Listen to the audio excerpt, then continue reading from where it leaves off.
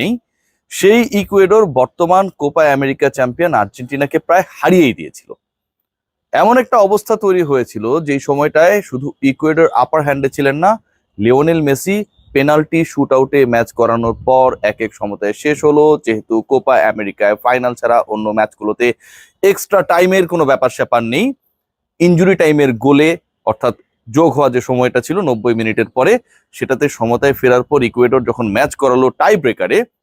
Lionel Messi তার নেওয়া shot miss করলেন। পারেনকা শট শেষ পর্যন্ত জালে জড়াতে পারেন নাই এবং উপরেও মেরেছেন।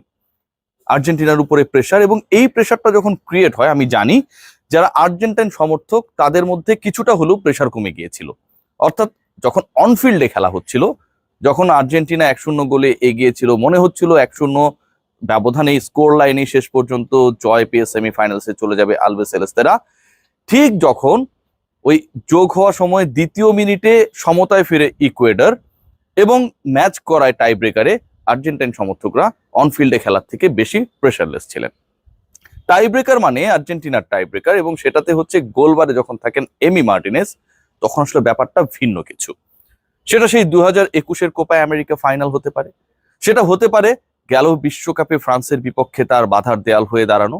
কিংবা সেটা হতে পারে চলতি কোপা আমেরিকায় যেই জায়গাটায় এসে আর্জেন্টিনা বিদায় প্রায় নিশ্চিতই হয়ে গিয়েছিল, দলের সবচেয়ে বড় তারকা পেনাল্টি মিস করে সেই বিদায়ের পথটা রচনা করে দিয়েছিলেন, ঠিক সেখানটায় চীনের দেয়াল হয়ে দাঁড়ালেন এমি মার্টিনেজ।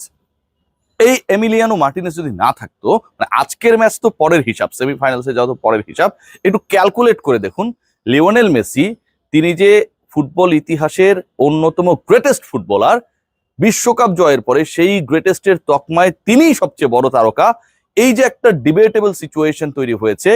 সেই ব্যাপারটা, সেই ট্যাগলাইনটাই তো আসতো না। কি অসাধারণ একজন কিপার, 31 বছর বয়সী অ্যাস্টন ভিলার কিপার, তিনি মিক্সড জোনে বলেছেন যে আমি ম্যাচের এই পর্যায়ে, টুর্নামেন্টের এই পর্যায়ে বাড়ি ফিরতে চাই নাই।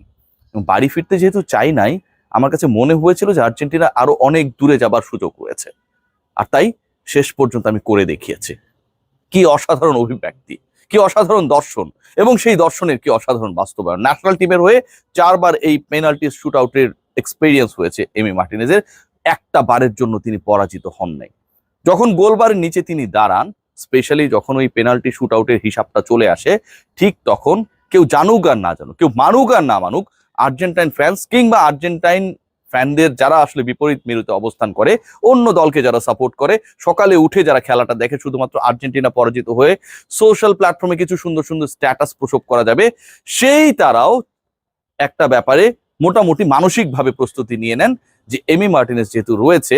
শেষ পর্যন্ত ম্যাচটা আর্জেন্টিনায় জিতবে এবং আর্জেন্টিনা সেটা জেতে। লিওনেল মেসির জন্য জীবন দিতে চেয়েছিলেন গেল ওয়ার্ল্ড কাপে, আর এবার এমনও হতে পারতো যে জাতীয় দলের জার্সিতে হয়তো এটাই হয়ে পড়তো লিওনেল মেসির শেষ ম্যাচ। একজন ফুটবলার যখন দলীয় খেলায় শ্রেষ্ঠত্ব অর্জন করেন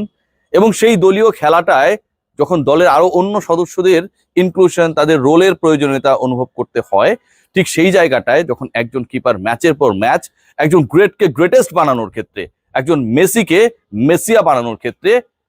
অবদান রেখে চলেন, ঠিক তখন তাকে গ্রেটেস্ট এভার গোলকিপারদের যে শর্ট লিস্ট হয় সেখানটায় রাখতেই হয়।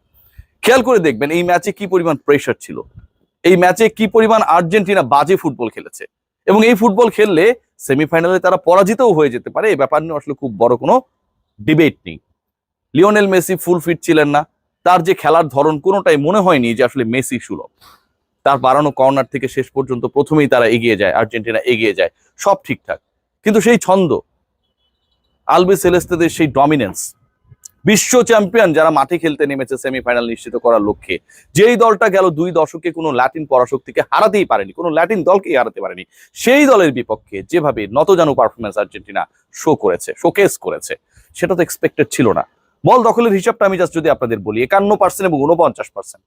এই যে ইকুয়েডর মাত্র 2%-এ পিছিয়ে, অথবা 1% বেশি হবার কারণে আর্জেন্টিনা 2%-এ এগিয়ে, এটা কি আসলে আর্জেন্টিনা ফুটবলের সাথে যায়? টার্গেটে বল মারার ক্ষেত্রে অলমোস্ট এক, ফাউলস করেছে 2 দল সমান সমান। লিওনেল মেসির দল, এমিলিয়ানো মার্টিনেজের দল, লিওনেল স্ক্যালোনির দল শেষ পর্যন্ত ওই অঘটনটা ঘটতে দেয়নি। এমি মার্টিনেজটা যখন গোল পোস্টের নিচে দাঁড়ান,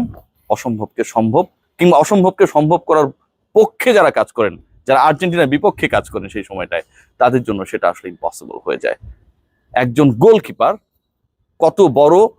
অবদান রাখতে পারেন, একজন গোলকিপার কতটা গ্রেটেস্ট হতে পারেন, গেল 4-5 বছরে এমি মার্টিনেজের কৃতিত্ব, তার অবদান, তার বল রুখে দেয়া,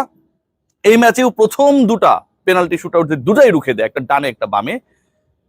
আসলে সেই ব্যাপারগুলোকে ইন্ডিকেট করে। সময় চলে যাবে, শতাব্দী চলে যাবে, এমি মার্টিনেজের এই যে বীরত্ব, লিওনেল মেসিকে গ্রেট থেকে গ্রেটেস্ট বানানোর যে প্রয়াস,